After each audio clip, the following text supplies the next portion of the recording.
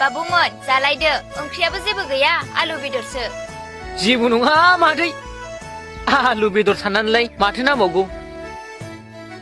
दे जादो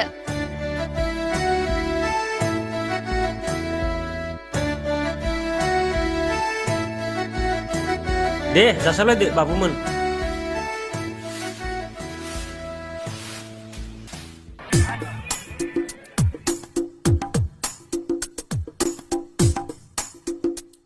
आया आंनाव बेदरानो गोलैयासै खोमा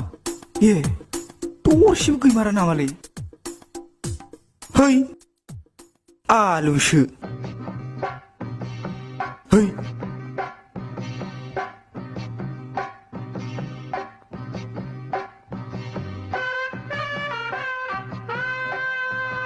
नै लान्था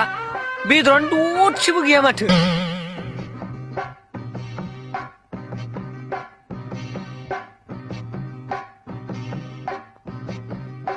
लागाव